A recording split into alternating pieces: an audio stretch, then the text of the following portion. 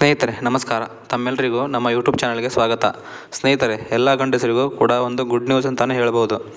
ಈ ಒಂದು ವಿಷಯ ಕೇಳಿದರೆ ಎಲ್ಲ ಗಂಡಸರಿಗೂ ತುಂಬ ಖುಷಿಯಾಗುತ್ತೆ.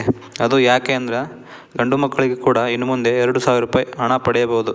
ಯಾವ ರೀತಿ ಸರ್ಕಾರ 2,000 ರೂಪಾಯಿಯನ್ನು ಗಂಡು ಮಕ್ಕಳಿಗೆ ಕೊಡುತ್ತೆ, ಯಾವ ಸ್ಕೀಮಲ್ಲಿ ಗಂಡು ಮಕ್ಕಳಿಗೆ 2,000 ಸಿಗ್ತಾ ಇದೆ, ಈ ಸ್ಕೀಮ್ಗೆ ಅರ್ಜಿ ಸಲ್ಲಿಸುವುದು ಹೇಗೆ, ಕೊನೆಯ ದಿನಾಂಕ ಯಾವುದು, ಅರ್ಜಿ ಸಲ್ಲಿಸಲು ಲಿಂಕ್ ಎಲ್ಲಿ ಸಿಗುತ್ತೆ ಎಂಬುದನ್ನು ಎಲ್ಲ ಸಂಪೂರ್ಣ ಮಾಹಿತಿಯನ್ನು ಕೊಡುತ್ತೇನೆ.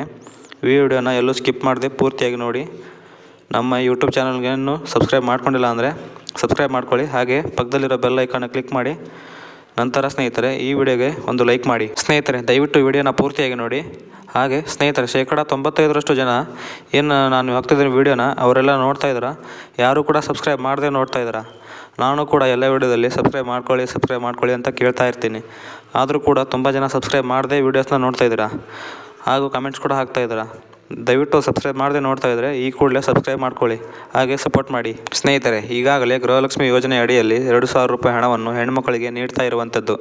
ಈಗ 13 ಕಂತಿನ ಹಣ ಆಲ್ರೆಡಿ ಬಂದಿದೆ. 13 ಕಂತಿಗೆ ಒಟ್ಟು 26,000 ಹಣ ಬಂದಿರುತ್ತೆ. ಸ್ನೇಹಿತರೆ, ಒಂದು ವೇಳೆ ನಿಮಗೆ ಏನಾದರೂ ಹಣ ಬಂದಿಲ್ಲ ಅಂದರೆ ವಿಡಿಯೋನ ಕೊನೆಯವರೆಗೂ ನೋಡಿ. ಅಲ್ಲಿ ಕೊನೆಯಲ್ಲಿ ಯಾವ ರೀತಿ ಗೃಹಲಕ್ಷ್ಮಿ ಯೋಜನೆಯ ಅಮೌಂಟನ್ನು ಪಡೆದುಕೊಳ್ಳುವುದಂತ ಹೇಳ್ಕೊಡ್ತೀವಿ.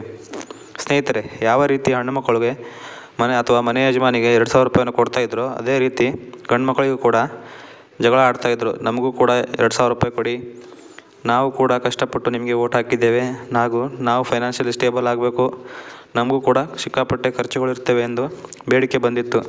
ಅದಕ್ಕಾಗಿ ಸರ್ಕಾರವು ಕೂಡ ಗಂಡು ಮಕ್ಕಳಿಗೆ 2,000 ರೂಪಾಯಿ ಹಣವನ್ನು ನೀಡುವಂಥ ಚಿಂತನೆಯನ್ನು ಮಾಡುತ್ತಾ ಇದ್ದಾರೆ.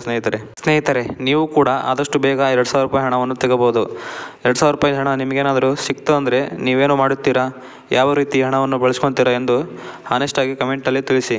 ಸ್ನೇಹಿತರೆ, ಈ ರೀತಿ ಎಷ್ಟೊತ್ತು ನಾನು ಕೇಳಿಸ್ಕೊಂಡ್ರಲ್ಲ, ಇದೆಲ್ಲ ಫೇಕ್ ನ್ಯೂಸ್.